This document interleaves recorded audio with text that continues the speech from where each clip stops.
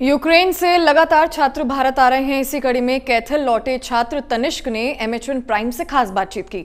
उन्होंने वहां के मौजूदा हालातों को भी बयां किया। यूक्रेन के युद्ध के बीच में फंसे भारतीय युवकों के लौटने का सिलसिला जारी है। पुंडरी के युवक तनिष्क भी सकुशल अपने घर लौट आए हैं। इस वक्त तो हमारे साथ है, आइए उनसे बात करते हैं किस तरह के हालात से उन्हें गुजरना पड़ा और किस तरह से वो कैथल पहुँचे। कितने दिन आपको लगे यहाँ आने में और क्या क्या परेशानी हुई? मुझे टोटल 9 डेज़ लगे यहाँ पर आने में। और शुरू में जब हमारे यहाँ पे बम्बार्डिंग हुई एयरपोर्ट के ऊपर और मिलिट्री बेस के ऊपर, उसके बाद से हमें आने का सोच रखा था भी कैसे आएंगे, क्या हमें टेंशन बहुत थी। तो हमारे सीनियर्स की बात की, हमने बस करवाई।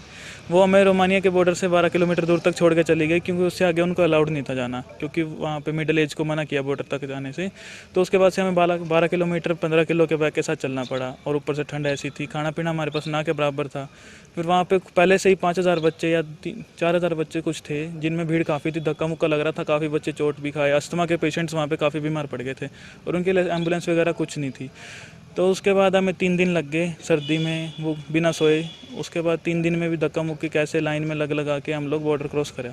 उसके बाद से रोमानिया में जब से एंटर हुए, उसके बाद से एम्बेसी ने हमारा ध्यान रखा, हमें शेल्टर प्रोवाइड किया, खाना वगैरह सब कुछ रोमानिया के NGO और एम्बेसी ने साथ मिलकर हमें सब कुछ दिया है।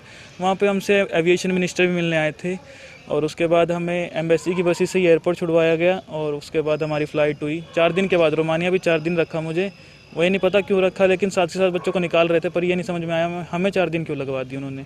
तो उसके बाद से एविएशन मिनिस्टर ने कहा कि हम नेक्स्ट डे निकलवा देंगे आपको 24 घंटे के अंदर। तो उसके बाद उसके एयर इंडिया की फ़्लाइट से 250 बच्चे हमारे शेल्टर के आए थे और मैं 3 तारीख को यहाँ पे आया रात के 12 बजे। उसके बाद हरियाणा गवर्नमेंट ने अपने भवन में रखा और मुझे अपने शहर तक गाड़ी में पहुँचवा दिया। तो जो आपको ठंड में सफ़र करना पड़ा, कितने किलोमीटर का सफ़र था और किस तरह से हालात बने हुए थे वहाँ? ठंड में 12 किलोमीटर का सफ़र था।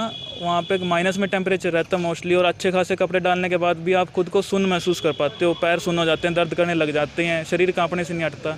और काफ़ी मोटे कपड़े डालने के बाद भी आपको ऐसे ही लगता है। बर्फ़ भी गिरी हमारे ऊपर साथ में। और वहाँ पे यूक्रेनियन जो आर्मी के लोग थे वो समझ नहीं रहे थे इस बात को, बच्चों को खड़ा करके रख रहे थे। 1-2 घंटे में एक बच्चा निकाल दिया, 2 बच्चे निकाल दिए। इतने में बच्चा धक्का मुक्की करेगा, इसी वजह से वो लोग फिर मार पिटाई भी आ गए, फायरिंग करनी शुरू कर दी। तो आपको टोटल जिस दिन युद्ध शुरू हुआ वहाँ से लेके पुंडरी आने तक का टोटल कितने दिन आपको स्ट्रगल करनी पड़ी, कितने आपको दिन लगे? मुझे 8 दिन लग गए। 24-25 को मैं निकल गया था और आज यहाँ तक 3 को पहुँचा हूँ मैं। उसमें 8 दिन में जब तक मैं यूक्रेन के बॉर्डर पे खड़ा था तो मुझे बहुत स्ट्रगल फेस करना पड़ा। ना कि खाने का था, सर्दी बहुत थी और भीड़ भड़के में चोट वगैरह लगने का डर था। ट्रक को जाने दे रहे थे वो लोग, यूक्रेन आर्मी के लोग, हमें नहीं जाने दे रहे थे। पता नहीं क्यों, क्या दुश्मनी उनकी हमसे। फिर भी इन 3 दिनों में मुझे बहुत कुछ फेस करना पड़ा। उसके बाद भी मैंने घर पर बात करता रहा, परेशान ये लोग भी बहुत हुए। फिर जैसे तैसे निकला बॉर्डर से, उसके बाद से सब नॉर्मल हो गया था, सब कुछ ठीक हो गया था।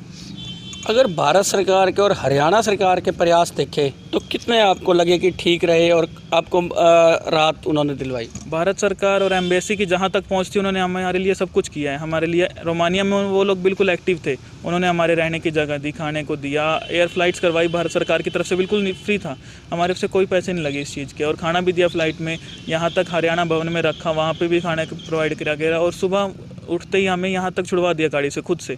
उन्होंने हमारे लिए इतना किया, बहुत अच्छा किया। तो आप गए कब थे और क्या करते गए थे? मैं 2020 से वहाँ पर गया हुआ हूँ। मेरी MBBS चल रही थी, 2 साल हो गए थे मुझे, और अभी जून में 2nd ईयर ख़त्म होने वाला था मेरा, इससे पहले ही वो और शुरू हो गया।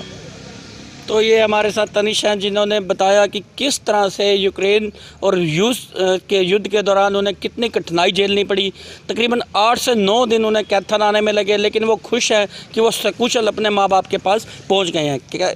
पुंडरी से कैमरामैन रणधीर के साथ MH प्राइम के लिए राजीव परुथी।